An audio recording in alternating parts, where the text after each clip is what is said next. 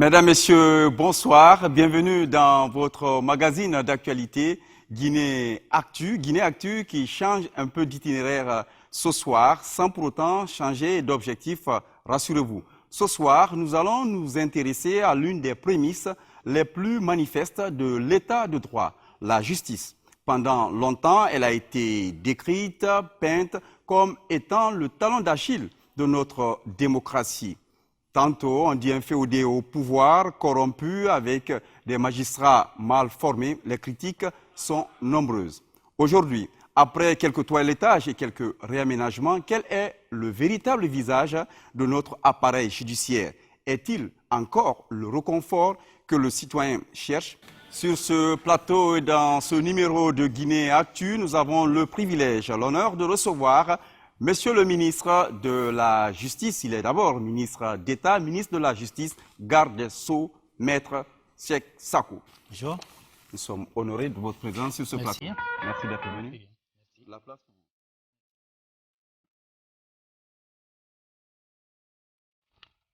Bienvenue sur ce plateau de Guinée Actu. Monsieur le ministre, je rappelle que ça fait maintenant bientôt 3 ans que vous avez la lourde responsabilité de donner de la vigueur au moteur de notre démocratie et vous venez avec précédé d'une grande réputation d'avocat, 30 ans de pratique à Paris. Vous avez déjà appartenu à un premier gouvernement reconduit dans le gouvernement Yula. Et là, ce mois de septembre, vous vous apprêtez à faire la grande rentrée pour la justice guinéenne. Monsieur le ministre, dans quel état d'esprit et avec quel visage vous allez reprendre, la justice guinéenne va reprendre le boulot? Écoutez, je vous remercie de cette invitation pour commencer. Il est important de faire de la vulgarisation, notamment en matière de justice. Et je rectifie un petit mot, vous dites venant de Paris, mais je viens de Montpellier. Voilà. J'ai fait toutes mes études à Montpellier, j'ai été maître de conférence à l'université et surtout avocat et vice-bâtonnier. Donc quand j'ai été appelé par le professeur Alpha Condé, président de la République, en janvier 2014, pour venir en Guinée servir mon pays, c'était un honneur, bien entendu, mais c'était pas du tout évident quand on est en activité professionnelle. Moi j'ai un cabinet à Montpellier que j'ai monté depuis 29 ans, qui marche, j'ai 2 ou 3 avocats qui travaillent pour le cabinet, et j'ai ma famille à Montpellier, j'avais mes cours aussi à l'université. C'est vrai que après on y réfléchit, mais quand on vous demande de servir votre pays, on ne peut pas dire non. C'est un challenge à relever. Depuis 3 ans maintenant, on a des vacances judiciaires en Guinée. Donc cette année, c'était le mois d'août. J'écris au président de la Cour suprême qui prend une ordonnance. Et ensuite, c'est officialisé pour tous les magistrats du pays. Cela s'ajoute aux réformes. En parlant de réformes, qu'est-ce que réellement vous avez réussi et dont vous êtes fier de parler aujourd'hui? Alors, bien entendu, quand je suis arrivé, il y avait 2 réformes majeures à faire. C'était donner un statut aux magistrats. C'est très important. C'est-à-dire extirper les magistrats de la fonction publique, qu'ils soient un corps autonome, comme dans les autres pays, en France, mais dans les pays d'Afrique francophone. Et ça, on a réussi à le faire difficilement au bout de 6 mois, c'est-à-dire au mois de juin, début juillet 2014, le président de la République a signé le décret. Alors, c'était pas facile. Il fallait que moi-même j'arrive à convaincre le président de la République de la nécessité que les magistrats aient un statut particulier, et ensuite il fallait convaincre les syndicats. Les syndicats, parce qu'il y a des médecins qui sont fonctionnaires, il y a des enseignants à l'université qui sont fonctionnaires, donc pourquoi avantager les magistrats par rapport aux autres hauts fonctionnaires? Il fallait expliquer que les magistrats c'est un corps à part. Si on veut un état de droit conséquent, si on veut la séparation des pouvoirs, et donc il fallait que les magistrats aient ce statut-là. Évidemment, ça... Qui leur garantit une certaine indépendance. Absolument. Donc au niveau déjà de la rémunération, les rémunérations ont été multipliées par 5 ou par 7 selon l'échelon.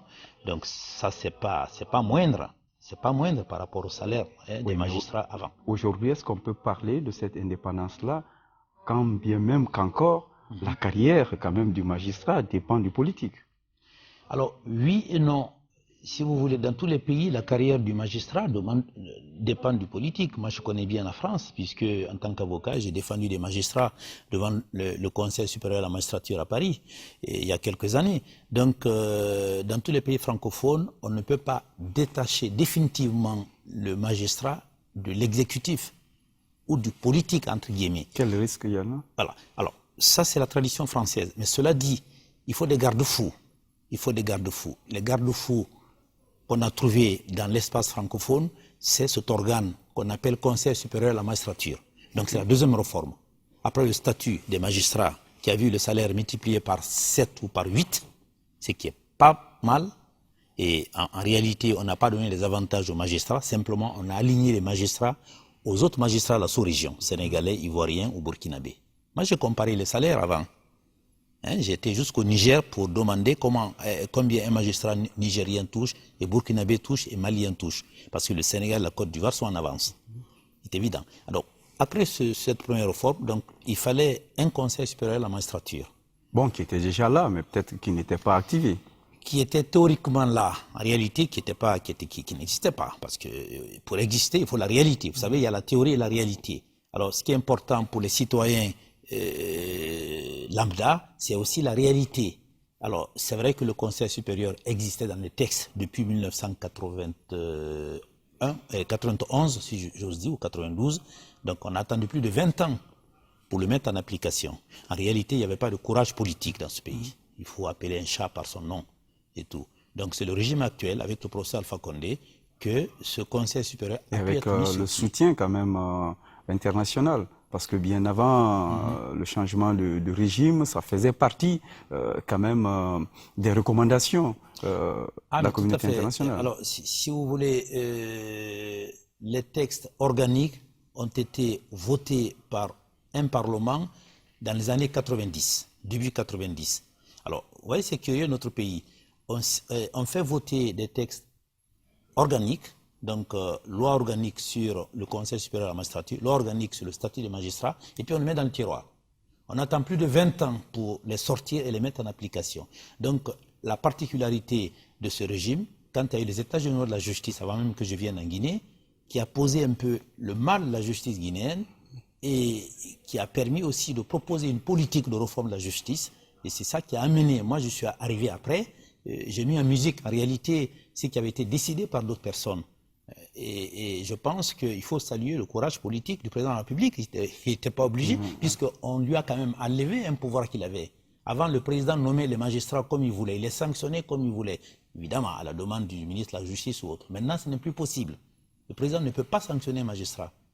Le président peut demander au garde des Sceaux de saisir le Conseil supérieur de la magistrature dès lors qu'il a des éléments étayés à l'encontre du comportement des magistrats. Moi, je ne peux pas sanctionner directement les magistrats. La loi me donne la possibilité de les suspendre pendant 1 mois, et pendant ce délai, je saisis le Conseil supérieur qui statue en disciplinaire. Vous voyez, ça c'est une avancée majeure. Donc ça veut dire qu'un président de la République qui accepte ça, il se départit lui-même d'une partie de son pouvoir, il le donne à un organe impartial, indépendant, pour régler le disciplinaire. Depuis 2011, donc, une volonté politique a affirmé pour favoriser les réformes au niveau de la justice qui reste l'épine dorsale quand même de notre démocratie. Il n'y a pas seulement eu que ces 2 réformes, il y en a eu d'autres, surtout récemment, il y a quelques 2 ou 3 mois. D'autres réformes ont été annoncées, je pense qui vont passer en application à la faveur de cette rentrée judiciaire. Notre reporter Younoussa Ba a essayé de revenir un peu en rétropédalage sur les réformes qui ont été engagées depuis un certain temps. Je vous invite à suivre son reportage. Des performances en matière de justice ces 5 derniers mois. Le secteur en quête de crédibilité conforte sa position avec la validation de quelques lois devant les élus du peuple. Déjà, l'adoption de la version révisée du Code pénal et du Code de procédure pénale garantit la bataille de la Guinée dans la consolidation de l'état de droit. La Guinée est désormais partie à diverses conventions qui stipulent que tout citoyen a le droit d'avoir sa condamnation examinée par une autre juridiction supérieure. Et la cour d'assises, qui était une juridiction qui statuait en premier et dernier ressort, ne réalisant pas le double degré de juridiction, se voit supprimée. Il y a des avantages évidents dans cette réforme parce que la législation était devenue obsolète. Outre la suppression des justices de paix, les autorités du secteur optent pour une nouvelle réorganisation judiciaire. La loi met fin à une longue tradition des cours d'assises et rend compétents les tribunaux de première instance en matière criminelle. La politique obéit au principe de célérité des procédures, mais aussi met un terme à la longue détention des prévenus sans jugement préalable. La cour d'assises, elle tenait 3 sessions. Elle aussi a été supprimée, je tiens à rappeler de passage. Et si nous maintenons la cour d'assises, les dossiers devaient venir instruits dans le Labé, dans le Koundara profond. Les dossiers devaient venir au niveau du parquet général. Le parquet général saisissait à nouveau les chambres d'accusation. Les chambres d'accusation faisaient encore une autre instruction et programmaient. Ça prenait suffisamment de temps. Le dossier pouvait faire 2, 3, 4, 5 années stockés au niveau des chambres d'accusation.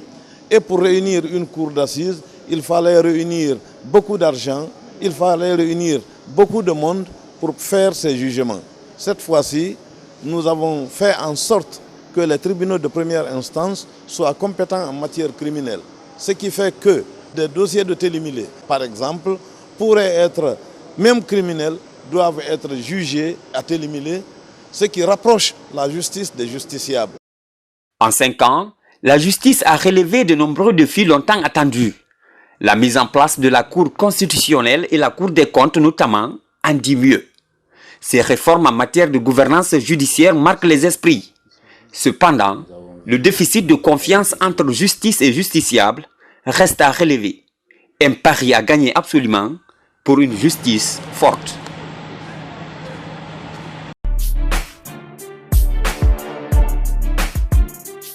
Monsieur le ministre, le défi il est encore immense. Et oui, en regardant ce reportage et en écoutant surtout mon directeur national, M. Barry, on touche du doigt la substance.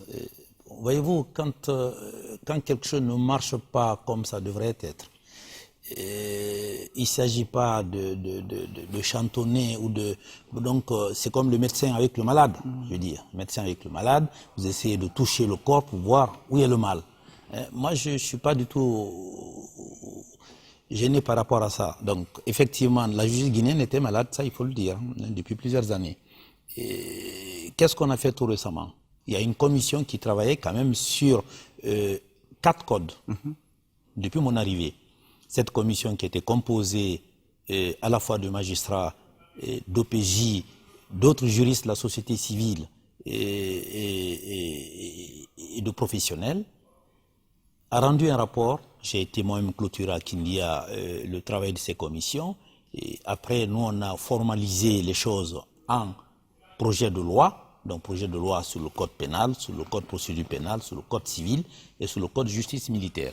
J'ai présenté les 4 codes à l'Assemblée nationale. J'avais espéré que les 4 puissent être votés à la session dernière.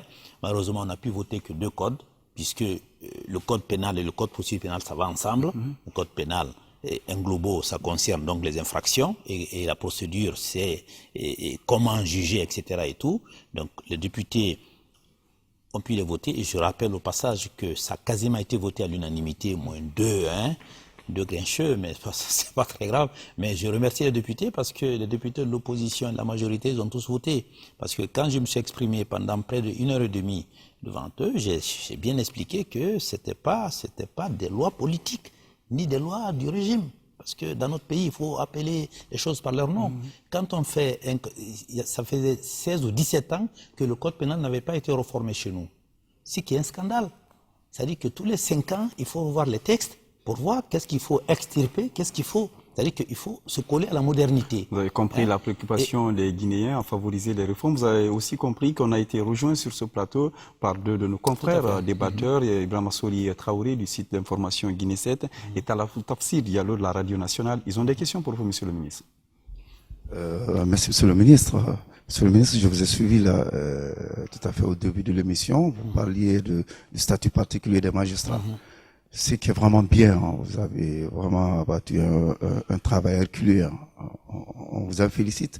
Monsieur le ministre, vous avez fait remarquer que le salaire des magistrats a été multiplié peut-être par 6, 7, 8. Ce n'est pas mal. Mais il se trouve que sur le plan de la pratique, cela ne se ressent pas encore. C'est-à-dire que dans l'opinion encore publique, on voit le magistrat comme étant quelqu'un de corrompu encore. C'est-à-dire que vous pouvez encore lui donner de l'argent pour qu'il puisse prendre une décision selon votre volonté. Voilà. Et alors, qu'est-ce que vous prévoyez pour cela? Écoutez, je vous remercie, monsieur le journaliste, de votre question qui est fondamentale dans le cadre de cette réforme.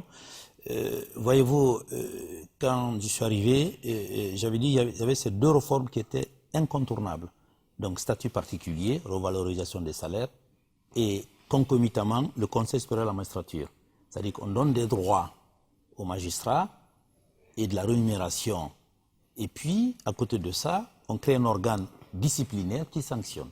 Donc, il faudrait, vous avez tout à fait raison, il faudrait que le second organe, qui est le Conseil supérieur, puisse fonctionner. Et c'est ce qui se passe. Donc, depuis que je suis là, il y a eu quand même une quarantaine de sanctions. Il y a eu même des révocations, il y a eu des suspensions. Il y a des magistrats qui sont encore suspendus depuis 1 an et demi, 2 ans. Et ça, chez le compte rendu. Mais pour quel motif? Pour des motifs, il y a des motifs d'insuffisance professionnelle, mais généralement, on les reprend ceux qui sont sanctionnés pour des motifs de concussion, de corruption. Et ça, en général, je les laisse sur le bord de la route pendant un bon moment. Après, ils sont repris et ils sont affectés dans des juridictions où ils ne feront pas beaucoup de mal. Mais monsieur le journaliste, vous avez touché du doigt, je pense, le point essentiel. Voyez-vous, la justice, c'est pas comme les travaux publics où on voit les réformes tout de suite. Quand on fait les routes ou des ponts, il y a quelque chose de visible. La justice est souterrain. Je pense que plus tard, dans notre pays, les gens verront ce qui a été fait depuis quelque temps et ce qu'on va continuer à faire. Par exemple, les magistrats savent que quiconque est pris en train dans un cas de corruption, de concussion, la sanction va tomber. Moi, je reçois des plaintes quasiment toutes les semaines. J'avais dit au départ aux magistrats, je ne mettrai aucune plainte dans la poubelle. Mon travail, c'est d'analyser les plaintes. Quand elles sont fondées, je poursuis. C'est-à-dire, je saisis le Conseil supérieur de la magistrature. Le Conseil peut recevoir également des plaintes. Quand le Conseil reçoit des plaintes, je reçois une copie pour information, puisque souvent un requérant peut écrire au ministre de la Justice et au Conseil supérieur de la magistrature. C'est les deux organes de saisine, si vous voulez. Et notre rôle maintenant, c'est d'être implacable en matière de concussion, en matière de corruption et en matière d'insuffisance professionnelle avérée. Un magistrat peut se tromper quand il rend un jugement. La démocratie judiciaire voudrait que le citoyen, le requérant, fasse appel de sa décision, de son jugement. Au niveau de la cour d'appel, vous faites un pourvoi, vous allez devant la Cour suprême. Maintenant, si vous avez le sentiment que le magistrat a mal interprété la loi dans un sens de concussion, et si vous avez des éléments étayés de preuves, vous saisissez le garde des Sceaux ou directement le Conseil supérieur de la magistrature. Les magistrats le savent ça. Maintenant, vous savez, l'être humain a une seconde nature. La personne qui est corrompue, qui est tordue dans sa tête et tout, c'est pas du jour au lendemain qu'on le change. Il va toujours continuer. Mais il faut qu'il sente qu'il y a une épée de Damoclès sous sa tête. Alors, je ne vais pas citer le nom, puisque la loi me l'interdit. Tout récemment, j'ai sanctionné 2 ou 3 magistrats, et ça fait beaucoup de bruit, effectivement, et tout. Mais ça met du temps avant qu'ils soient sanctionnés, à Mafanko. Quand j'ai été saisi par des requérants directement, j'ai mis l'inspection là-dessus, j'ai étayé les éléments, et quand ça a été étayé, la sanction est tombée. Voilà. En l'occurrence, le chef du parquet et puis un juge d'instruction. Monsieur le ministre, en venant à la tête de ce département, votre profil a suscité beaucoup d'intérêt parce que vous avez le double avantage d'être ministre de garde des Sceaux, mais aussi vous avez pratiqué une profession libérale d'avocat. Justement, au nombre de réformes que vous avez initiées, vous voulez certainement créer un nouvel état d'esprit chez les magistrats. Est-ce que vous pensez que ces réformes, si elles aboutissent, permettront de lutter contre cette image que nos magistrats ont projetée pendant des années, des relations incestueuses avec les nantis? Ça, c'est la première question. La deuxième question, la réforme judiciaire, c'est aussi un rôle de la promotion des investissements. Notre pays aussi a eu une certaine réputation de ne pas être très intéressant, très attrayant par rapport à la pratique judiciaire. Est-ce que vous pensez que ces réformes que vous êtes en train de mettre en œuvre permettront d'attirer des investisseurs réels ou potentiels en Guinée? Merci pour vos deux questions. Sur la première question, alors, j'avais dit au départ, quand je suis arrivé, m'adressant aux magistrats, que je n'avais pas de parents et d'amis parmi les magistrats. Bon. Et que personne ne sera protégé. Et je renvoie la même interrogation, la même question aux magistrats. Un magistrat, dans le cadre de son exercice professionnel, ne doit pas avoir d'amis ou de parents, dès lors qu'il a des dossiers inconcrétos. J'étais à Siguiri la semaine dernière pour les fêtes. Il y a un jeune juge à Siguiri, Abdoulaye Conté, qui n'est pas de la région, puisque j'en parlerai à l'occasion. Donc j'ai évité que les magistrats qui sont originaires d'une région soient mutés dans leur région parce qu'on connaît l'influence des familles. Et les vieux sages de Siguiri, certains, beaucoup, sont venus me dire « Ah, votre magistrat, il ne va pas au baptême, il ne va pas au mariage. Il part de chez lui, il vient au tribunal, il retourne chez lui et tout. Quand il y a des décès, il vient présenter ses condoléances. » Ah, c'est ce que j'ai fait à Conakry, moi aussi, en tant que ministre. Comme ça, il n'y a pas de problème. J'ai félicité le magistrat. J'ai dit, il n'y a pas longtemps que vous êtes à Siguiri. C'est une préfecture qui est assez difficile. Continuez comme ça. Continuez comme ça, c'est très important. Alors, monsieur le journaliste, vous avez tout à fait raison. Notre pays, voyez-vous, la corruption, c'est dans les deux sens. Il y a une propension des acteurs, à la fois économiques, sociaux, en Guinée, à corrompre la justice. Vous voyez, je le prends dans l'autre sens aussi. C'est-à-dire que les gens, ils vont voir le magistrat, ils tentent de le corrompre et tout. C'est au magistrat, donc, de résister et de refuser et tout. Donc, ça existe dans les deux cas. Il faut casser la passerelle. C'est la passerelle, tout à fait, tout à fait. Mais je pense que les magistrats l'ont compris. Et vous savez, j'ai été au Fouta aussi, au Fouta Jalon, j'ai été il y a un mois de ça. J'ai été ouvrir les assises à Labé, j'ai été jusqu'à Mali, j'ai fait Pita d'Alaba. Chaque fois, je visitais le tribunal, la prison et une discussion avec les magistrats et ensuite avec la société civile, bien entendu. Et je donnais le même discours aux magistrats. Aujourd'hui, pour répondre à la deuxième question de Talatou, comment la justice peut rassurer les investisseurs? Alors, rassurer les investisseurs, donc je rappelle déjà le droit OADA. La Guinée a été absente pendant longtemps au niveau de l'OADA. En 2014, on est revenu en force. Moi-même, je suis membre du Conseil des ministres, c'est-à-dire rapporteur. L'année dernière, vice-président. Et peut-être l'année prochaine, on va présider l'OADA, notre pays. Et ça nous donne des responsabilités. On a deux magistrats, un qu'on a fait élire à Abidjan, à la cour d'arbitrage, et puis on a un deuxième magistrat qu'on a fait élire également à Abuja, à la cour de la CEDEAO, mais depuis 2014. C'est qui nous donne des responsabilités. Alors, effectivement, il faut qu'il y ait une impartialité dans les décisions, notamment les décisions à caractère commercial et financier. Quand un Guinéen a des problèmes avec une banque ou avec une entreprise étrangère, ce n'est pas parce qu'il est Guinéen qu'il doit gagner. Il faut que le magistrat mette effectivement que le droit soit la matrice, que la loi soit la matrice. Ça permet de rassurer justement les investisseurs. On a vu des situations assez cocasses où vous avez les mêmes, souvent c'est les mêmes acteurs. Ils reviennent quand ils font connaître les banques, ils font connaître les entreprises, et puis ça recommence, etc. Et il y a des magistrats qui étaient complices de ça. Je pense que ça a beaucoup diminué, mais ce n'est pas encore terminé. Et ça, si nous voulons que les gens viennent investir dans notre pays, il faut sécuriser au niveau des investisseurs. Quelqu'un qui vient mettre son argent dans un pays, s'il n'est pas rassuré, s'il n'est pas sécurisé, il va ailleurs. D'ailleurs, c'est ce qui s'est passé souvent chez nous. Et je pense que ça a un peu diminué, mais ce n'est pas totalement terminé. Il faut absolument que la loi soit valable pour tout le monde, qu'il soit guinéen ou étranger, que les règles de commerce, d'industrie et bancaire soient égales aussi pour tout le monde. Et que ce n'est pas parce qu'on est riche, ce n'est pas parce qu'on est puissant qu'on peut faire ce qu'on veut. Vous savez, moi, les gens m'ont démarché dans ce pays quand je venais d'arriver. Mais ceux qui me connaissaient, j'ai fait ma carrière professionnelle à Montpellier, c'est vrai. Vous allez à Montpellier, vous demandez qui c'est Cheikh Sako, l'avocat. Les gens vont vous dire si j'ai été bon ou mauvais, machin. Vous savez, on est dans un village planétaire où on ne cache plus rien. Donc ceux qui ne me connaissaient pas, ils pensaient qu'ils pouvaient me prendre de vitesse et tout. C'est pourquoi je ne reçois personne au ministère. et tout. Et un magistrat doit, même si c'est un membre de sa famille, il ne doit pas statuer sur un dossier où il y a un membre de sa famille. Donc on retombe sur les amitiés. L'amitié ne doit pas jouer.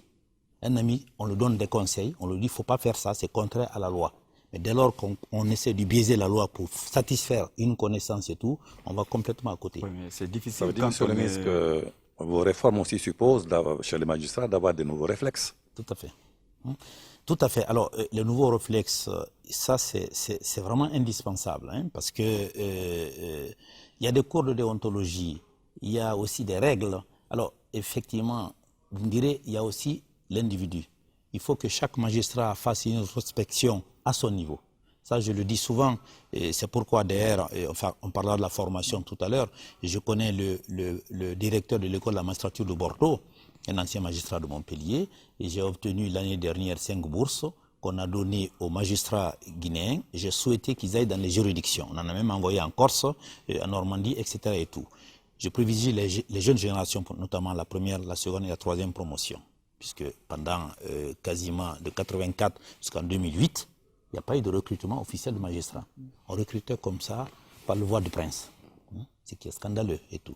Donc, les générations qui viennent, c'est eux qui vont remplacer ceux qui sont là. Il faut absolument les former.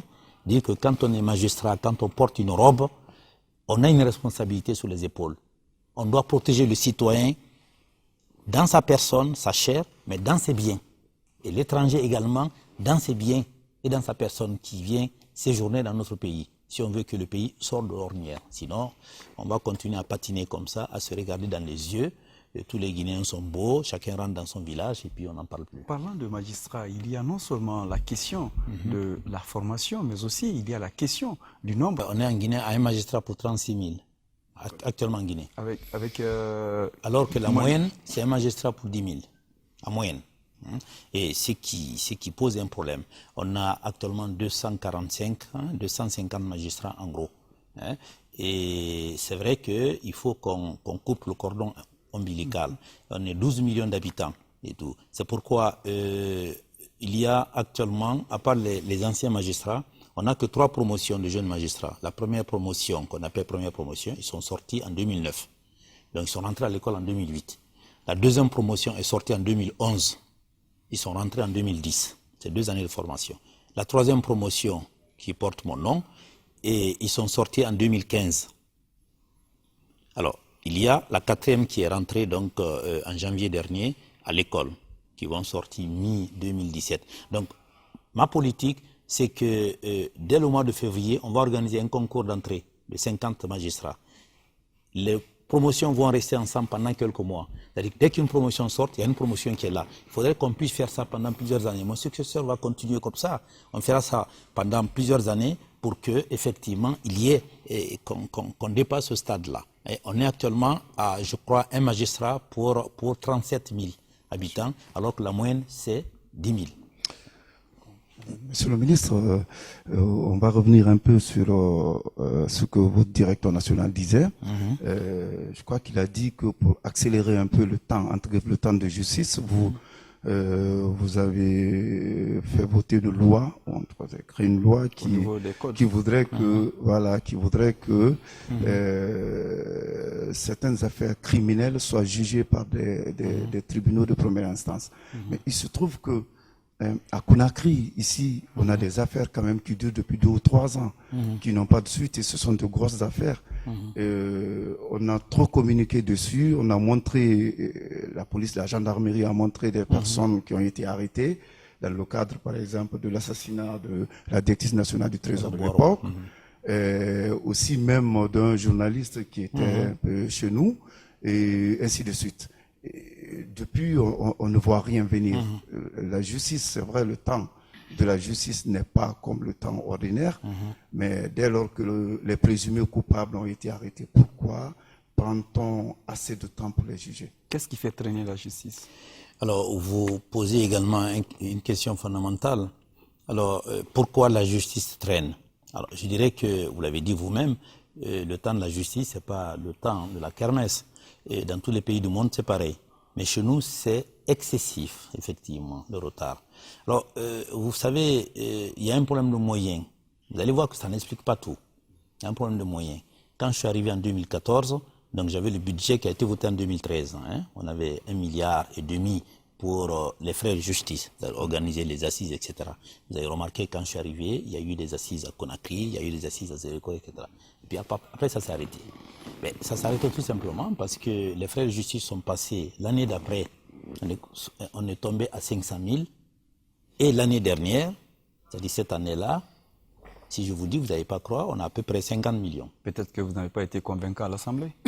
C'est pas l'Assemblée, c'est-à-dire qu'il y avait je le dis parce que les gens nous écoutent, malheureusement, je pense que, je remercie même l'Assemblée nationale parce que ma première année, l'Assemblée au dernier moment, le président de la commission économique et son adjoint se sont battus pour qu'on ait 10 milliards au mois d'octobre, avant la fin, au mois d'octobre 2014 et tout. Donc l'Assemblée était consciente que c'était honteux le projet de budget qu'on donnait. Alors c'était au niveau du ministère des Finances ou tout. Bon, mon DAF allait faire son travail, mais ils avaient des règles où ils coupaient les choses comme ça par tranche. Donc cette année, j'ai un peu moins de 50 millions en frais de justice. Vous voyez ?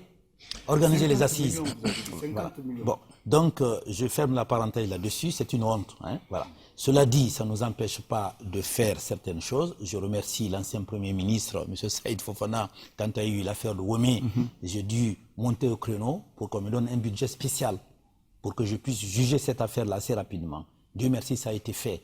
Mais malheureusement, l'année dernière, il n'y a pas eu d'assises à Conakry. En fait, la cour d'appel de Conakry. Pourquoi ? Parce qu'on n'avait pas les moyens, tout simplement. Alors, quand je le dis comme ça, c'est facile de le dire, mais le problème de fond, alors je vais répondre à votre question plus précisément, parce que j'ai divagué un peu, pourquoi les gens restent longtemps sans être jugés ? Alors ça pose un problème, ça pose le problème de la détention préventive. En Guinée, c'est excessif. Je sais que ça existe partout, mais chez nous, c'est vraiment excessif et tout. Alors, ça me ramène sur le code pénal et le code de procédure pénale, où on a justement supprimé les cours d'assises. Parce qu'une cour d'assises, elle est très compliquée. Le directeur national vous a expliqué le cheminement procédural, mais au-delà du cheminement procédural, c'est-à-dire quand l'affaire est prête même, il faut de l'argent pour l'organiser. On a fait les derniers cours d'assises à l'AB. C'est moi qui ai choisi que ça soit décentralisé. On a choisi la Moyenne Guinée, l'AB. Ça nous a permis de juger les affaires de Bokeh, de Mamou, de Kindia et de Conakry, pendant 2 semaines, etc. et tout. Alors, il faut combien ça me doit. Juste, nous allons rester dans cette cadence-là sur les performances de la justice. Un de nos reporters a essayé de répondre en image justement à cette question en se rendant au tribunal de première instance de Mafankou. Je vous invite à suivre ce reportage préparé par Thierno Ousmane Diallo.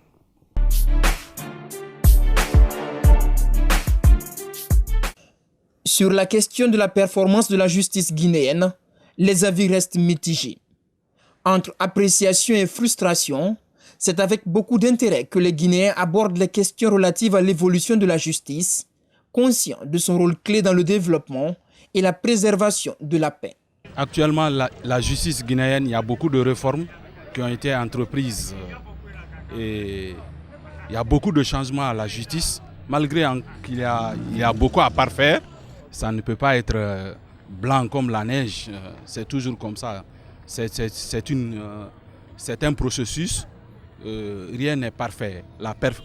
Il tend à la perfection. Même si vous êtes venu là, vous porter plainte, vous avez porté une plainte, bon, le jugement, vraiment, il faudra qu'eux font leurs recherches avant de t'interpeller pour faire le jugement. Donc s'ils trouvent que vraiment ils ont un avantage auquel vous êtes confronté, ça va retarder, ils vont essayer toujours à tout retarder, ils ne donnent pas la vérité, ils ne raisonnent pas à temps, quoi. Même si vous avez raison, ils vont trouver votre raison, ils vont vous laisser traîner. Étant donné que si vous êtes avec quelqu'un qui est peut-être plus fort que vous dépasse financièrement ou bien relationnellement, vous allez traîner, votre raison va périr. Ça existe.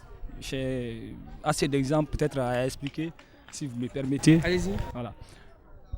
Il y a eu un conflit entre un voisin vraiment qui n'était pas comme ça, entre lui et un officier, je me ressaisis au nom. Donc cela, c'était un conflit purement sanitaire, avec ses dérivatifs, son caniveau, l'eau usée qui quittait chez lui était directement versée dans la cour de son prochain, bon, qui n'avait pas assez, comme lui, il était un peu avancé. Donc l'intéressé a porté sa plainte. Ces dossiers ont traîné, finalement, sauf la révolte. Finalement, ça s'est fini par un combat. Les jeunes se sont révoltés. Enfin, maintenant, la justice est venue pour tracer. La longue attente des décisions de justice est l'une des principales sources de frustration et de discrédit. Au tribunal de première instance de Mafanko, on reconnaît cela. Depuis le début de l'année, environ 800 dossiers ont été traités ici, mais tous pas avec la même célérité. Pourquoi faut-il parfois attendre longtemps avant de voir tomber une décision de justice? Lorsque une information est ouverte, la loi donne un délai de 4 mois. Lorsque ce dossier, les faits poursuivis, constituent un délit, 4 mois au juge d'instruction de boucler l'instruction à son niveau. Et ce délai est renouvelable une fois. Donc si on fait l'addition, ça veut dire qu'un juge d'instruction, à 8 mois, lorsque les 4 premiers mois n'ont pas été suffisants pour conduire à bien son enquête, donc de faire 4 mois, donc 8 mois pour boucler un dossier, une procédure délictuelle. Et pour ce qui est du dossier criminel, il a 6 mois renouvelables une fois. Donc aujourd'hui, quand on parle de lenteur dans les procédures, c'est des détails qui échappent au commun des Guinéens. Ce délai, on ne connaît pas. Mais en matière de flagrant délit, lorsque nous avons un dossier de flagrant délit, cela suppose que dès que nous avons, automatiquement, la plus proche audience, ce dossier est programmé. Pour être davantage proche du justiciable et renforcer sa crédibilité, la justice guinéenne a du chemin à parcourir. Chaque nouveau dossier est une nouvelle épreuve.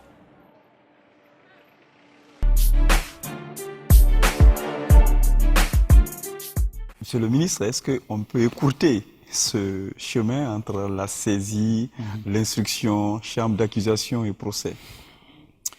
Eh oui, monsieur Camara, vous voyez, ce reportage est assez parlant. Effectivement, il y a une lenteur dans la justice. Je suis bien placé pour le dire. Le journaliste le rappelait. Moi, j'ai défendu il y a quelques années un légionnaire à Montpellier. L'instruction criminelle a duré 5 ans, 6 ans. Mais comme il a pris 15 ans, de toute façon, on a déduit après la peine. Donc, c'est pas la durée. Alors, en lui-même, c'est l'information aussi qu'on doit donner aux citoyens. Ça manque chez nous. C'est pourquoi, dans les mois à venir, je compte vraiment corser le service communication du ministère, parce que on a une obligation d'informer le justiciable et les citoyens. Parce qu'il a bien dit, la procédure, celui qui est commerçant dans un quartier, même qui est instituteur, tout le monde n'est pas juriste. Les journalistes, c'est autre chose, puisque eux, ils ont l'obligation de s'informer, sans être spécialistes, mais vous connaissez le minima. Alors, c'est un problème de fond, effectivement. Quand on porte plainte, le procureur juge de la recevabilité de la plainte, donne une suite. Donc si la plainte touche une infraction assez importante, il saisit le juge d'instruction, il envoie une information. Sinon, c'est traité et c'est renvoyé devant le tribunal. Les citoyens qui n'est pas satisfait du traitement d'une plainte, je l'ai dit souvent à certains députés qui nous reprochaient ça, si vous n'êtes pas satisfait du traitement d'une plainte par le parquet, ben, vous prenez un avocat, vous déposez une plainte avec constitution de partie civile directement auprès du doyen des juges d'instruction. C'est-à-dire que vous faites office de procureur. Le code de procédure pénale le permet. Le juge est obligé d'informer votre plainte. Donc à charge et à décharge. Il peut effectivement dire qu'il n'y a pas lieu d'informer, et après vous avez la possibilité de saisir la chambre d'accusation. Donc il y a tout le temps des voies de procédure pour arriver à fin, mais il faut connaître et tout. Oui. D'où l'importance des auxiliaires de justice qui ne sont pas des magistrats, qui sont des avocats. Mais l'obligation d'information est assez importante parce que, 2 mots sur le code, si vous permettez, M. Camara, le fait justement qu'on a correctionné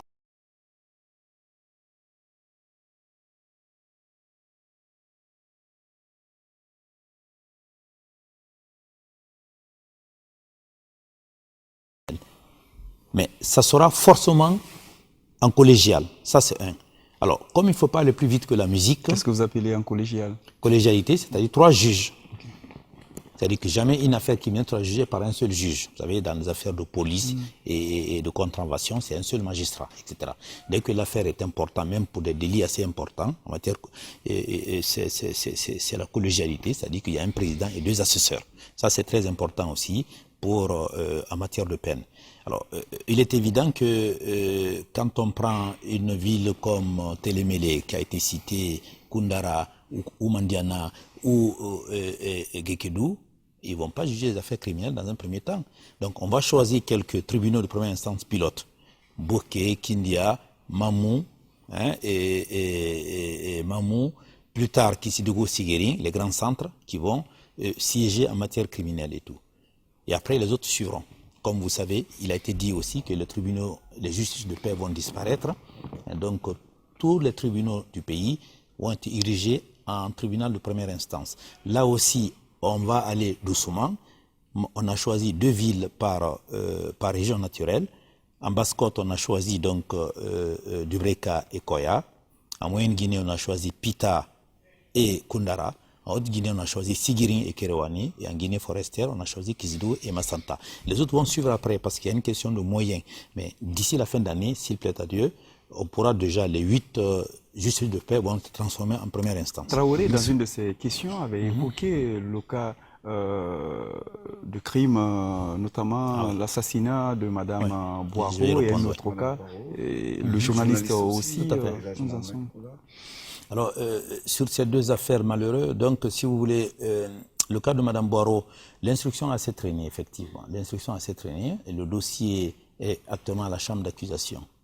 Donc ça veut dire que le juge d'instruction a renvoyé le dossier devant la chambre d'accusation. Alors le directeur national a expliqué la méandre procédurale au niveau de la chambre d'accusation. Pourquoi on a supprimé la chambre d'accusation? On va avoir une chambre de l'instruction qui va plus reprendre l'instruction à 0, qui va contrôler simplement quelques points de l'instruction et tout, à la demande de la partie qui n'est pas satisfaite, heureusement. Et là, c'est très important. Donc, on va sortir beaucoup de dossiers criminels qui sont en attente, tout simplement parce qu'il y a moins de magistrats et aussi on n'a pas suffisamment de moyens pour que les dossiers criminels soient bien ficelés. Parce que le problème des dossiers criminels, les peines sont tellement importantes que on ne peut pas faire n'importe quoi, on ne peut pas aller très vite non plus. Je vais citer l'exemple. Monsieur le ministre, quand vous parlez souvent de moyens, de manque de moyens, concrètement, ça veut dire quoi? Vous avez besoin d'argent pour acheter des stylos, des papiers RAM ou payer des primes ou quoi? Quel est le problème des moyens? C'est pour aller où? Non, le problème des moyens, c'est quand je parle de moyens, c'est un globo, c'est sur le budget et tout. Je pense que notre journaliste a bien compris. Parce que quand je vous dis que quand on passe d'1 milliard à 50 millions qui est octroyé comme frais de justice, c'est-à-dire organiser les procès et tout. Exemple, il y a eu un procès à Siguérin il y a 1 mois. Les gens qui ont violenté à mort l'ancien maire, à visage découvert. Oui. On les a retrouvés, ces jeunes-là. Ils ont été condamnés par le juge Conté, et il y a 4 juges à Siguérin, etc. Et tout. Mais avant le jugement, on a eu une pression terrible. Lui à Siguérin, moi à Conakry. J'ai dit, vous les jugez. Ils ont été jugés, mais après le jugement, dès qu'ils ont été jugés, j'ai dit, j'ai dit au procureur général, parce que dans toutes les instructions au procureur général de Kankan, j'ai dit, il faut qu'ils soient transférés à Kankan. Ils vont purger leur peine à Kankan. Et les gens ne voulaient pas non plus qu'ils purgent les peines. On a essayé de mettre la politique dans ça. Et j'en profite pour dire que je ne céderai à aucun oukas dans ce pays-là, tant que le président de la République me fait confiance à ce poste-là. Hein? Après moi, ils feront ce qu'ils veulent. Mais tant que moi, je suis là, de toute façon, je ne céderai pas aux influences. Je n'ai pas cédé aux gens de l'UFDG à Koundara et à Bokeh. Hein? D'ailleurs, certains m'en veulent dans ce parti pour ça. Je ne vais pas céder aux gens de RPG à Siguérin ou ailleurs. Il faut que la loi soit valable pour tout le monde. Donc les gens qui ont été condamnés et les faits sont avérés, la justice a considéré comme tel et tout, eh bien, il faut qu'ils purgent leur peine. Si on veut justement avancer dans ce pays, c'est à ce prix-là. Et justement, vous avez parlé de l'UFDG, là, vous permettez, vous avez parlé de l'UFDG. Justement, il y a un avocat de l'UFDG qui vous présente comme ça, Maître Cheikh Sako, est devenu un danger pour la justice. Il nous était venu comme un messie, un sauveur, mais qui, après un stage d'orientation, devient un instrument dans la répression. Et il dit que souvent vous donnez votre avis dans les dossiers, ceux qui déroutent les magistrats. Oui, mais bon, ça c'est un peu la rigolade, hein, effectivement. Et cet avocat que je connais pas, hein, je n'ai jamais vu. Il s'agit de Maître Paul Yomba. Oui, d'accord, oui, je vois le nom, mais je l'ai jamais vu, je le connais pas. Apparemment, c'est un ancien du barreau. Je suis un peu surpris, il a été bâtonnier, je suis un peu surpris de ce type d'affirmation. Il est avocat d'une des parties. Alors, il défend donc des militants d'un parti politique, c'est une bonne chose, on est en démocratie judiciaire, mais il dit des choses qui ne sont pas inexactes. D'ailleurs, il oriente mal le parti politique qu'il est censé défendre, puisque quand on me dit que parce que j'ai pas fait donner la liberté provisoire à des personnes accusées justement de meurtre de ce journaliste et tout, vous voyez que c'est quand même très grave et tout. Hein. Vous savez que le chef de l'opposition m'a quand même jeté au chien dans ce pays. Quand il dit qu'il tient le ministre de la Justice personnellement responsable de la mort d'un de ses gardes du corps, c'est fort de café. Je pense qu'il a compris, puisque certains à l'étranger ont dû lui dire que tu es allé assez fort. Moi, je n'ai jamais mal parlé de M. Cellou Dalein ou des gens de son parti parce que je respecte l'être humain et je respecte aussi la fonction politique qu'ils ont. Mais de grâce, en tant que ministre de la Justice, on peut me critiquer sur ce qu'on fait, in concreto, mais ne me demandez pas de piétiner la procédure ou de piétiner les lois pour des besoins catégoriels. Je ne le ferai pour aucun camp politique. Monsieur le ministre, est-ce que Monsieur le Président de la République, par exemple, il est arrivé qu'il vous demande d'intervenir pour un dossier n'importe lequel? Non, moi, depuis que je suis à ce poste, le président de la République, je disais tout à l'heure en introduction qu'il me connaissait ma pratique professionnelle. Il ne m'a jamais demandé d'intervenir dans une procédure quelconque. Hein, parce qu'il sait que je n'accepterai pas et tout. Hein, quand les militants du RPG étaient en prison à Mamoun depuis très longtemps, j'ai eu des interventions indirectes et tout. Mais je n'ai pas cédé. On a attendu jusqu'à ce qu'ils soient jugés à l'abbé. Je vous tiens un exemple. Quand il y a Banankoro, hein, vers Beila, les gens du RPG aussi, c'était entre eux, il y a eu la bagarre et tout, pour des faits criminels, des incendies volontaires, ils sont restés en prison jusqu'au dernier cours d'assises de Cancan. Voilà. Donc quand c'est des gens du RPG, de l'UFDG également à Koundara et à Boké, mais ma foi, ils resteront en prison. Et ça, il faut que ça soit clair pour tout le monde. Monsieur le ministre, deux petites questions. Par contre, le président a la faculté de gracier, la Constitution lui donne ce droit. Une fois que quelqu'un est condamné, le président peut me demander mon avis, on peut lui faire. D'ailleurs, je proposerai une série de grâces pour la fin de l'année ou pour le 2 octobre. Et après, il appréciera. Monsieur le ministre, la gouvernance judiciaire, je crois que c'est un passage obligé de l'état de droit. Et quand on écoute vos réformes, on sent que vous avez beaucoup d'ambition dans ce secteur. Mais les réformes, c'est une chose. Est-ce que vous avez la politique de vos ambitions? Quand vous avez fait l'état des lieux, aujourd'hui, vous êtes sur la qualification de ressources humaines. Mais le mythe du pouvoir judiciaire, c'est aussi l'infrastructure. Quand on voit certaines juridictions en Guinée, on a la sueur froide. Est-ce que dans vos projets phares, vous pensez à renforcer ces infrastructures? Ça, c'est la première question, pour que les magistrats puissent travailler en toutes circonstances. Ensuite, vous avez évoqué le chapitre criminel, les infractions criminelles. Aujourd'hui, il y a une forme de crime qui est presque devenue épidémie en Guinée, c'est le viol. Et en matière de viol, je crois que vous avez des relations avec des institutions comme la médecine légale. La médecine légale, pour ne serait-ce que mettre en évidence des cas d'ADN, les autopsies. Quels sont vos rapports avec ces structures? Est-ce que le département de la santé travaille avec vous pour d'abord promouvoir cette structure et faire en sorte qu'elle soit décentralisée? Parce qu'à l'intérieur du pays, il n'y a pas de médecine légale. Alors, je vous remercie sur ces deux questions. Alors, sur la première question, sur les infrastructures, c'est un peu le serpent de mer dans cette réforme. Hein, je l'avoue, on ne peut pas avoir d'infrastructure s'il n'y a pas de moyens, mais de moyens conséquents, puisque c'est des bâtiments, c'est des... Voilà. Alors, vous savez, je ne vous l'apprends pas, on est en train de construire le centre pénitentiaire de Yorokogia. Ça a beaucoup traîné, effectivement. Les parce travaux que ont pris un coup, là. Pardon? Les travaux ont pris récemment un coup. Oui, parce qu'il y avait des problèmes internes à l'entreprise espagnole. Hein. Bon, on avait des responsabilités au niveau, il y avait des exonérations de choses, il y avait aussi, bon, mais nous on a purgé nos difficultés. La balle est dans le camp des Espagnols. C'est vrai qu'ils sont au niveau du soubassement encore et tout, mais moi-même j'avais été à Madrid il y a 2 ans, 1 an et demi. J'ai été voir l'entreprise pour voir si c'était quelque chose de sérieux. J'ai vu aussi la convention. Mais comme ils construisent quasiment à 100%, à 98%, hein, et en échange de l'ancienne prison qui va être un centre commercial, donc ça prend du temps tout ça. Donc tout ça, ça a été purgé. On espère que dans les mois à venir, les choses vont aller assez rapidement. Donc les infrastructures, effectivement, vous avez tout à fait raison. On a actuellement ce qu'on appelle le par-jus, parce que au niveau du budget national, c'est-à-dire que tous les ans, j'ai un montant X en matière d'infrastructure. Un montant X, les 10 milliards qui m'avaient été donnés en octobre 2014, on ne pouvait pas l'utiliser pour le fonctionnement. Comme c'était 1 mois et demi avant la fin de l'année, on les a versés directement dans les infrastructures. Donc ça permet d'accélérer la chancellerie qui va être inaugurée d'ici la fin de l'année. Ça a permis aussi d'affiner le tribunal de Koya et de faire le mur du tribunal de Dubreka. Mais dans l'absolu, on a des problèmes d'infrastructures parce que c'est les infrastructures qui datent du temps colonial pour certains. Pendant toute la Deuxième République, il n'y a pas eu d'infrastructure judiciaire. Même la fin de la première, quasiment une grande partie de la Première République. Et là, il faut une politique vraiment volontariste et offensive à ce niveau. Alors, il y a même des édifices privés qui abritent des non, mais c'est vrai.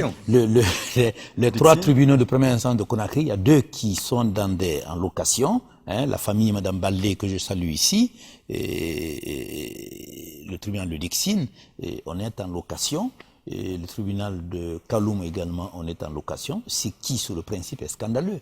Mais il n'y a pas d'autre solution, effectivement. Alors, je réponds à votre interrogation qui est légitime. C'est que dans le PARJU, le programme de réforme de l'Union européenne en Guinée, il est prévu la construction, d'abord il était prévu la construction d'un grand tribunal de première instance à Conakry. On a un autre bâtiment aussi pas loin d'ici, là, à Koloma, et on est sur les études de faisabilité parce que les procédures de l'Union européenne sont assez longues et tout. On a choisi 3 tribunaux dans un premier temps, Kindia, Mamou et Kankan, et le reste suivront.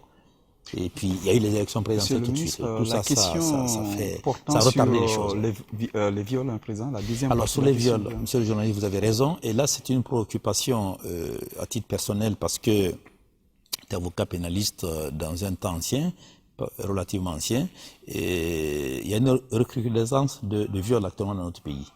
Quand je suis passé à Pita il y a moins d'1 mois, il y a 40 dossiers criminels sur 150 et quelques. Hein. Sur les 40, vous avez quand même quasiment presque 20 viols. Une ville où il y a des érudits, où il y a des sages et tout, on se demande, mais où on est? Ça pose même le sens de l'être humain. Alors, à Conakry, il y a des cas de viol aussi à la maison. Donc, moi j'ai donné des instructions par circulaire. Chaque fois que les cas de viol sont signalés, j'ai demandé au parquet d'aller au fond, la caisse comme on dit, c'est-à-dire de faire l'instruction au fond et saisir le juge d'instruction compétent. Okay. Ce qui fait que même le jeune chanteur là qui est encore à la maison d'arrêt, ça fait beaucoup de bruit, etc. et tout. Après, les gens ont loisir de prendre un avocat, de se défendre, et que si en fin de course, effectivement, il n'y a pas d'éléments à charge. Bon, mais le magistrat n'ira pas beaucoup plus loin. Mais la question des viols pose vraiment un problème de sens de l'être guinéen et tout. Et je m'en réjouis parce qu'il y a des associations de femmes dans notre pays, il y a des ONG de femmes qui, parallèlement, luttent aussi contre ça. Et j'ai même dit à une responsable, qui est une de vos collègues journalistes, qui est responsable d'une de ces associations, de pointer du doigt les insuffisances de la justice en la matière. Justement, Monsieur le ministre, la médecine légale, en termes d'infrastructure, la médecine légale est assez limitée. Elle existe à Conakry. Est-ce que vous avez une collaboration intersectorielle avec le ministère de la Santé? Le professeur Ba, que je salue ici, qui fait un bon travail dans notre pays, et c'est vrai qu'il est en contact avec le ministère de la Justice. Et j'avais suggéré d'ailleurs un jour qu'il faut trouver un moyen, par le biais du ministère de la Santé, qui est le ministère de tutelle, voire au moins dans les grands centres, c'est-à-dire l'Abbé, Kankan, Zérékoré, et avoir un démembrement de leur structure là-bas. Moi, je vais poser la question, et ça, c'est des choses qu'il faut voir. J'en ai discuté avec mon collègue de la Santé, Dr Diallo, qui est assez offensive aussi dans son département. On espère qu'on pourra arriver à ça. Mais pour l'instant, on n'a qu'une médecine légale à Conakry, ce qui fait que quand il y a des crimes qui assimilent à des viols et tout, on est obligé de transporter les analyses sur Conakry. Vous voyez tout ce que ça fait comme à la fois retard et autres. Ça c'est un problème. Monsieur le ministre, juste là, nous sommes pris par le temps, on va vous demander d'être succinct. On a juste quelques réactions de la rue, mais aussi des professionnels par rapport à l'état actuel de notre justice qu'on aimerait partager avec vous. Juste après, on va essayer de voir est-ce qu'aujourd'hui la justice guinéenne est capable de se saisir de tous les dossiers.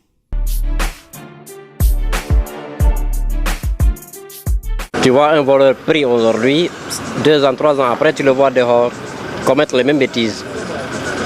Je vois que la justice ne fasse pas tellement le travail qu'il faut pour un Guinéen, pour sa liberté totale. S'il y a justice, c'est ça d'abord, le facteur clé, c'est la justice. S'il y a justice, tout va marcher.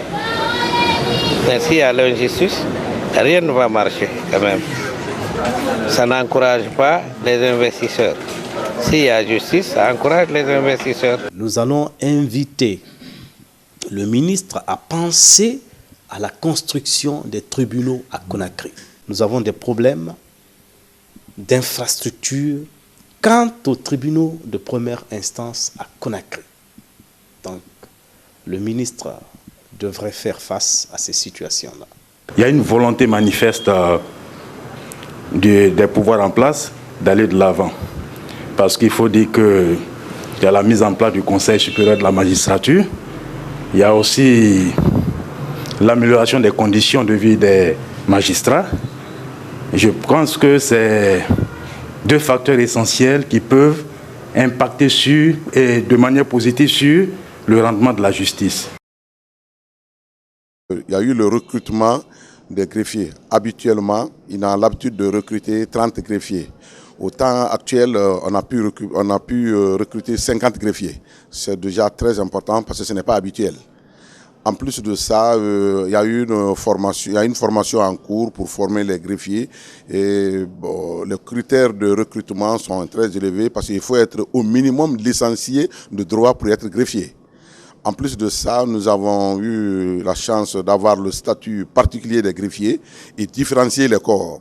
Maintenant, il est désormais différencié le corps des greffiers en chef, le corps des greffiers et le corps des secrétaires de greffe et parquet. Donc, c'est une des premières en Guinée. Le ministre de la Justice, le garde des Sceaux,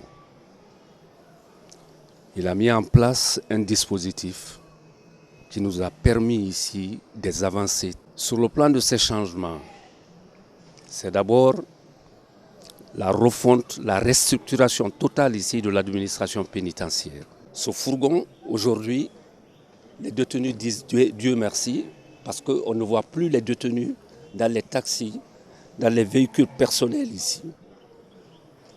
Donc, c'est dans ce fourgon que les détenus vont à la barre.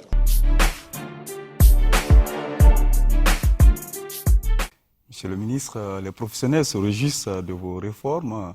Le citoyen, pour revenir au début de l'émission, encore un peu perdu. Mais quand même, on reconnaît qu'il y a des efforts, bien que les résultats soient là. C'est pas assez. Vous êtes bien parce que vous savez, la presse, heureusement qu'on a la presse dans nos pays parce qu'ils touchent du doigt justement ce qui ne marche pas. Et ça permet aussi d'avancer. Parce que si vous dites que tout est beau, et nous aussi on reste assis sous les... Justement, on allait vous demander, est-ce que nous sommes aujourd'hui arrivés au point où on peut débattre, où la justice guinéenne peut se prononcer sur tout, quelle que soit la nature de l'affaire? Pour être honnête avec vous, je dirais oui. Mais, vous voyez, je dis oui, mais avec beaucoup de lenteur. Je vois de quoi vous voulez dire. Et tout. Les crimes les plus abominables. Vous savez, certains ont dit que de toute façon, ils ne vont pas juger Omé, etc. Et tout. J'ai pris un engagement auprès des compatriotes. Je suis monté au créneau. Le Premier ministre, Saïd Fofana, m'a vraiment aidé pour ça, puisque je peux avoir un budget spécial Parce qu'il y a des fonds communs là, hein, au niveau du ministère des Finances, comme vous le savez. Donc, ce n'est pas de mon budget. On a pu faire ces assises pendant 1 mois et demi pour que symboliquement, qu'on puisse vraiment juger cette affaire. Donc, ce qui manque au niveau du ministère de la Justice, on n'a pas fait grand-chose encore. Hein. Ce qu'on a fait, c'est le minimum. Et les infrastructures, on va y continuer. J'ai vu tout de suite le micro-trottoir où les gens disaient qu'effectivement, quand vous allez dans les tribunaux de Conakry, on a un peu honte. Ça, je reconnais tout à fait. Donc on espère que dans les temps à venir, les choses vont avancer sur ce plan. Oui, monsieur le ministre, vous êtes allé récemment jusqu'aux États-Unis pour chercher des moyens. C'est vrai. Est-ce que la quête a été bonne? C'est ça ma première question. Est-ce que vous êtes revenu avec un peu de sous? Deuxièmement, et justement, je crois que c'était pour juger, entre autres, l'affaire du 28 septembre. Alors, est-ce qu'on peut savoir aujourd'hui où on en est avec cette affaire, et surtout le cas de M. Moussa Dadis, le capitaine Moussa Dadis Camara? Parce qu'à un certain moment, les juges s'étaient déplacés pour aller l'interroger. On avait dit à l'époque que c'était juste pour passer les élections. Et on a tendance à croire à cela parce que après les élections, on n'en parle plus. Écoutez, d'abord, effectivement, j'étais aux États-Unis pendant 8 jours aux Nations Unies. Le bureau de Mme Bangoura, qui est sierra-léonaise, qui est secrétaire général adjoint pour les crimes sexuels, etc. Et ensuite, on a été à la Banque mondiale, à Washington, et au département d'État. J'ai eu, jusque-là, c'était des promesses. Donc, j'ai eu des engagements cette fois-ci. Alors, au visa de cette affaire malheureuse du 28 septembre, mais au-delà même de tout ce qui est lutte contre l'impunité. Les Américains ont commencé, d'abord, puisque j'ai déjà envoyé des magistrats en formation aux États-Unis, etc. et tout. J'espère que le reste va suivre. Mais on m'avait dit quand même d'attendre un délai de 6 mois pour le décaissement. C'est pourquoi nous, à compter de septembre, les choses vont être importantes au niveau de ce qui va se passer dans mon département. Alors, concernant cette malheureuse affaire qui est une honte pour la Guinée, l'affaire du 28 septembre, moi je suis en contact avec les associations de victimes, il est évident. Et pourquoi la CPI ne s'est pas saisie de ce dossier-là? Parce que dès le début, en 2009, effectivement, il y a eu un engagement de l'État guinéen, donc pendant la transition, pour dire qu'on va juger cette affaire-là. Le pôle des 3 juges d'instruction a été constitué. Donc avant 2010, ils ont commencé à travailler le dossier avant 2010. Donc moi je n'ai fait que faire accélérer les choses et tout. Puisque je connais le traité de Rome, j'ai été dans le temps expert auprès de la CPI, mais pour une autre cause par rapport au Niger. Donc, ils ne peuvent pas se saisir de ce dossier si la justice guinéenne travaille là-dessus. Le principe de subsidiarité. Alors maintenant, il faut que la justice guinéenne montre sa capacité de pouvoir le juger et tout. C'est ce qu'on est en train de faire. Alors quand on a été à Ouaga, effectivement, on a interrogé le capitaine Dadis, il a été inculpé dans ce dossier. Et on est en recherche de Toumba, on ne sait pas où il est, etc. et tout. On espère que le général Konaté va témoigner également. Donc, d'ici la fin de l'année, on espère boucler ce dossier. Une fois qu'on va boucler ce dossier, donc on va commencer à préparer effectivement le procès qui aura lieu en 2017 forcément, si on boucle l'instruction à la fin de l'année. Monsieur le ministre, ce dossier est un challenge pour votre département et tout le système judiciaire guinéen. Est-ce que vous avez des contraintes spécifiques par rapport à l'évolution de ce dossier? Écoutez, je m'étais fixé une barre avec le parquet général. On s'est dit, on va annoncer une bonne nouvelle aux Guinéens pour le 28 septembre et tout. Et là, ça ne sera pas possible, puisqu'on a découvert des victimes à Dakar, notamment 2 dames ou 3 dames qu'on a découvert à Dakar. J'ai demandé, il faut absolument, notamment il y a une qui connaît un certain nombre d'acteurs qui ne sont pas encore attraits dans la procédure. Donc un des 3 juges ira les interroger, etc. Et il y a ça. Et puis, on espère que dans les 2 mois à venir, on pourra interroger les dernières personnes qui restent et tout. Auquel cas, d'ici la fin d'année, on pourra boucler ce dossier. Et vous savez, j'ai dit que, puisque certains dans ce pays sûrement n'ont pas intérêt que ce procès ait lieu, pour des raisons X, Y, ça les appartient, ça c'est leur problème et tout. Mais on ne peut pas faire l'économie de ce procès. Si jamais la Guinée ne fait pas ce procès, c'est la CPI qui va récupérer ce procès. Et à juste titre. Et je serai le premier à applaudir. Mais comme pour l'instant, de toute façon, au visa de ce qui a été fait jusque-là, on peut faire ce procès-là, donc on y va. Alors après, il reste des problèmes de moyens. C'est pourquoi, entre autres, Pas uniquement pour ça. J'ai été aux États-Unis, c'est là où j'ai eu effectivement, pas des promesses, des engagements fermes et tout, puisque ça va être un procès spécial, un procès international, comme ce qui s'est passé pour Hissène Habré à Dakar, hein, et qui va durer quand même plusieurs mois. Un procès qui va durer en gros entre 4 et 6 mois. Donc ce n'est pas une petite chose. Ce procès de certains, c'est pour ne pas qu'il soit peut-être phagocyté dans la démarche de réconciliation nationale qui a été entamée avec cette notion de justice transitionnelle. Donc est-ce que ça ne va pas être reversé dans le même camp que des crimes qui ont été commis dans son pays pour qu'on fasse un travail de réparation peut-être global. Maintenant, l'autre inquiétude qui a suscité des questions, c'est qu'à un moment, Moussa Dadis était à bord d'un avion qui a été détourné. Et après, on n'a rien entendu. On s'est demandé qui a payé les frais et qu'est-ce qui s'est passé ensuite. Est-ce que tout ça ne pèse pas dans ce dossier? Qui tient réellement ce dossier? Écoutez, donc vous l'avez dit en aparté, ce procès va avoir lieu. Il n'y a absolument pas de raison. Le procès va avoir lieu. C'est une question de timing. On arrive au septembre, là, hein, au 28 septembre. Alors maintenant, l'ancien président, la junte militaire, pour lequel moi, personnellement, j'ai du respect, contrairement à ce que pensaient certains. Moi, j'ai dit que, pour l'instant, il est inculpé dans ce dossier, mais en même temps, il est victime. Bon, mais ça, c'est notre histoire. Les magistrats feront leur travail et tout. Beaucoup de gens parlent au nom du capitaine Dadis et tout. Que les gens le respectent, qu'on le laisse tranquille. Hein, il viendra s'expliquer devant la cour d'assises qui va statuer sur cette affaire-là en temps opportun. Que les gens arrêtent de parler en son nom. La cour d'assises est supprimée. Enfin, la cour d'assises, c'est un syllogisme. Ah, hein, d'accord. Voilà, hein, quand il dit la cour d'assises, c'est-à-dire, vous avez compris quoi, hein, la juridiction. Hein, voilà, c'est dans ce sens-là. Hein. Donc, j'avais dit à l'époque, avant les élections présidentielles, quand il a forcé sous le conseil de certains pour entrer en Guinée, j'ai dit attention, il est sous contrôle international. Vous savez, il y a des choses en droit, il y a des choses non écrites. Comprendra qui pourra. Ne me demandez pas le détail. Il est sous contrôle international, il ne peut pas venir n'importe comment en Guinée. D'abord, il faut que les autorités guinéennes donnent leur accord. Et ensuite, quand il viendra en Guinée, soit il sera en détention, soit il sera sous contrôle judiciaire, jusqu'à ce que l'affaire soit jugée. C'est aussi simple que ça. C'est le code de procédure pénale, ça, que je suis en train de citer. Donc, ça ne tombe pas du ciel, effectivement. Donc, cela dit, il y a la présomption d'innocence. Respecter ce monsieur qui a dirigé ce pays pendant 1 an. Il viendra s'expliquer avec ses avocats devant la juridiction qui va le juger. Hein? Beaucoup de gens parlent de ce dossier sans le connaître et tout. Et je pense que certains feraient mieux de se taire, hein, puisque je pense que les gens oublient que certains peuvent être cités à la barre et qui sont actuellement à Conakry, qui ont des fonctions ou des anciens responsables XY peuvent être cités pour venir témoigner à la barre. Certains peuvent être confondus à la barre. Donc, je ne cite pas de nom. Vous voyez mon regard. Je demande aux gens de rester tranquilles. Quand on se moque de la justice rattrape toujours. La justice rattrape les anciens présidents de la République. Ce n'est pas un ancien ministre ou un ancien préfet ou un ancien journaliste qui ne va pas être rattrapé. Donc, de grâce, respectez la justice, critiquez la justice quand elle fait des bêtises, mais respectez-la. La dernière question. Voilà. Monsieur le ministre, je suppose que vous êtes là pour un temps T, au département de la justice. Vous avez initié des réformes importantes. Certainement que vous avez quelques projets phares que vous comptez mettre en œuvre.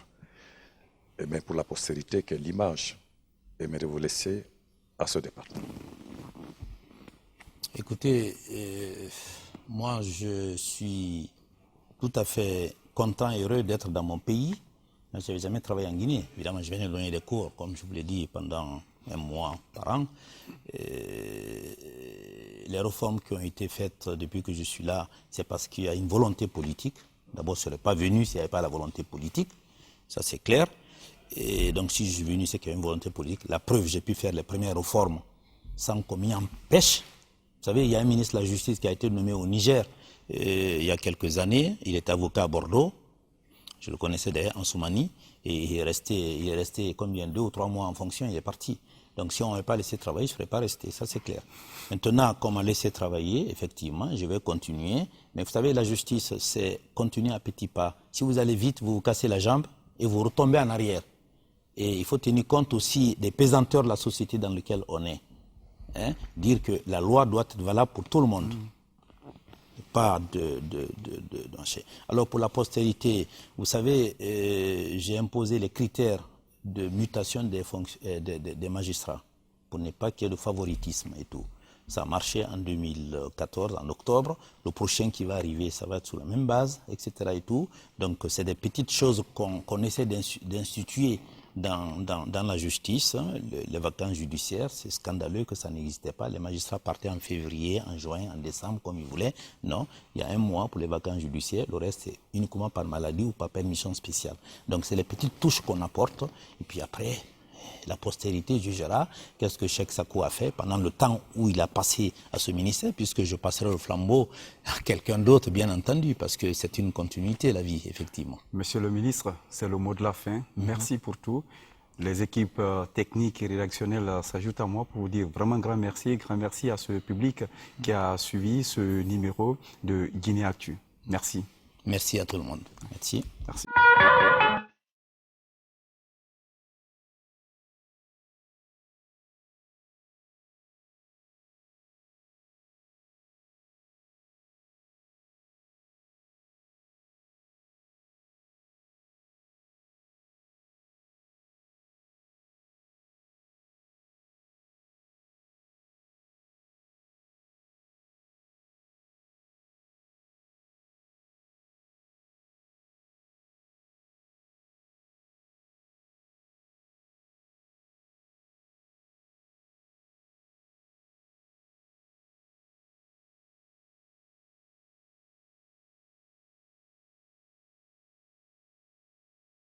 Thanks.